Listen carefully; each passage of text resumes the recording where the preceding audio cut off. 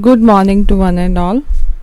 In the last lecture, we discussed about introduction of financial management. That is, what is financial management, its nature, and approaches to financial management as traditional approach and modern approach. Today, we are going to discuss about the functions and objectives of financial management. Basically, let's move to first functions of financial management. When we talk of functions of financial management, basically three types of decisions come to our mind. Three types of functions have been given importance in financial management, and these are known as financing decisions, investment decisions, and dividend decisions. But in detail, when we discuss of functions of financial management, we can discuss various things, such as, let's go to the first one, that is determining the financial needs. Determining the financial needs का basically meaning क्या है? To assess the need of the funds. Especially जब हम किसी business को start करते हैं तो हमारी सबसे पहला क्वेश्चन जो हमारे दिमाग में आता है related to funds, that is कितने फंड्स की रिक्वायरमेंट रहेगी. तो that is very important decision, क्योंकि अगर आप सही एस्टिमेशन लगा लेते हैं, ठीक से असेस कर लेते हैं कि आपकी फाइनेंशियल नीड्स क्या हैं, तो आप अपने बिज़नेस को प्रॉपर तरीके से रन कर सकते हैं. आप बिज़नेस की एक्सपेंशन को प्लान कर सकते हैं.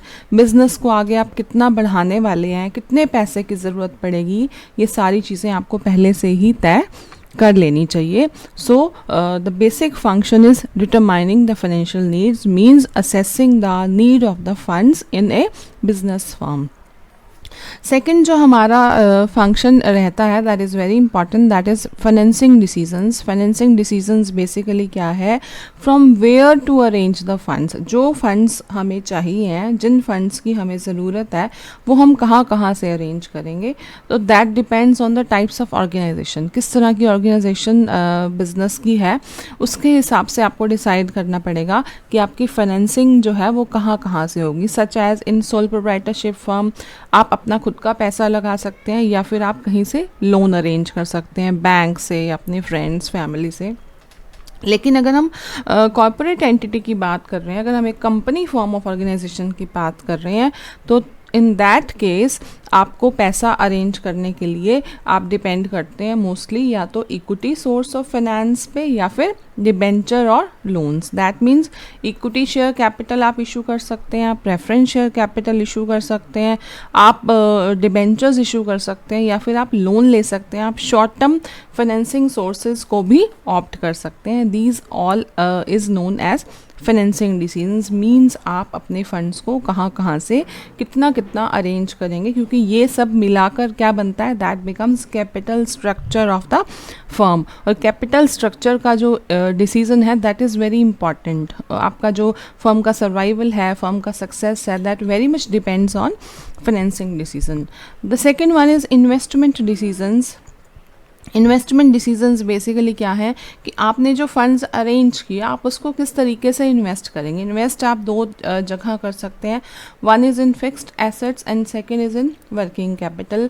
फिक्स्ड एसेट जो है, that decides our profitability. Firm की प्रॉफिटेबिलिटी डिपेंड करती है कि आप फिक्स्ड एसेट्स में कितना एफिशिएंटली पैसा इन्वेस्ट करते हैं और वहाँ से रिटर्न कितना आता है. तो दैट मीन्स जब हम फिक्स्ड कैपिटल के अंदर, फिक्स्ड एसेट्स के अंदर पैसा इन्वेस्ट करते हैं, उसको हम बोलते हैं कैपिटल बजटिंग टेक्निक्स, जो ये डिसाइड करती हैं कि किस फिक्स्ड एसेट में पैसा लगाया जाना चाहिए और किस में नहीं लगाया जाना चाहिए.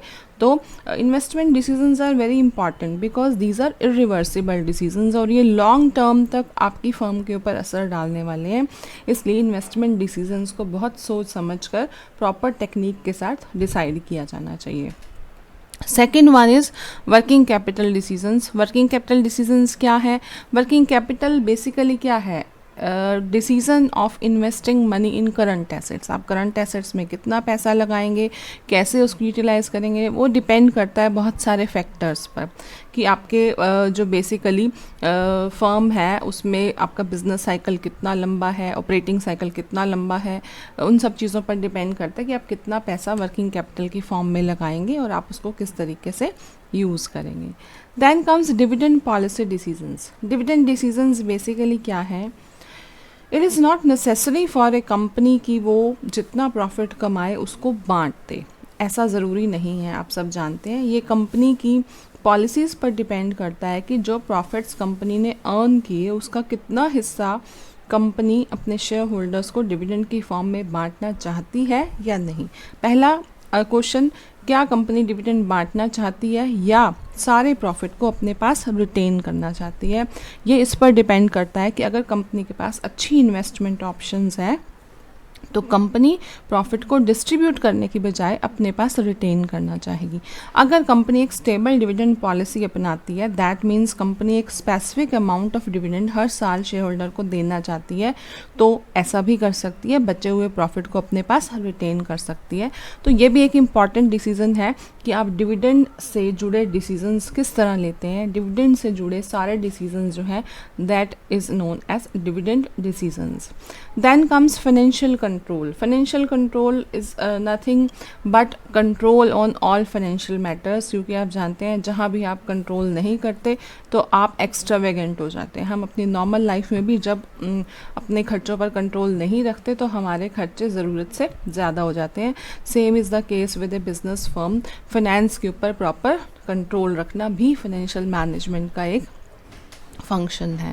Then last comes routine functions. Routine functions क्या हैं जो हम रोज़मर्रा के लाइफ में अपने फाइनेंस से जुड़े चीज़ों को मैनेज करते हैं, that is known as routine functions. Routine functions का मतलब क्या है? कैश को प्रॉपरली मैनेज करना, कितना कैश रिसीट्स हुआ, कितना कैश पेमेंट्स हुआ, उन सब का हिसाब किताब रखना, और आपके बैंक अकाउंट्स को प्रॉपरली मैनेज करना, आपकी इंश्योरेंस पॉलिसीज़, स्टॉक मार्केट में आप किस तरह से पैसा इन्वेस्ट करते हैं, इन सब चीज़ों को प्रॉपरली मैनेज करना, एज़ वेल एज़ आपके रिकॉर्ड्स और रिपोर्टिंग का क्या सिस्टम है, जो आप जितने भी लेन देन करते हैं, ट्रांजैक्शंस करते हैं, क्या वो सारे प्रॉपरली आप रिकॉर्ड कर रहे हैं, आपका रिकॉर्डिंग सिस्टम अच्छा है।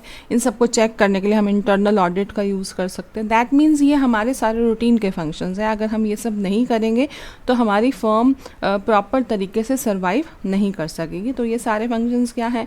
Proper management of cash, management of bank and all accounts related with bank, आपकी जो फाइनेंशियल रिकॉर्डिंग अकाउंटिंग सिस्टम है वो कैसा है, उसको मैनेज करना, आपने जो पॉलिसीज़ ली हुई हैं, किसी का प्रीमियम भरना है, ये सारे routine functions, as well as internal audit. Internal audit में हम फर्म में ही जो हमारे रिकॉर्ड्स बनाए गए हैं उनको टाइम टू टाइम चेक करते हैं कि ये सारे ठीक से बनाए जा रहे हैं, कोई फ्रॉड की कोई पॉसिबिलिटी तो नहीं है। So all these consist of functions of financial management.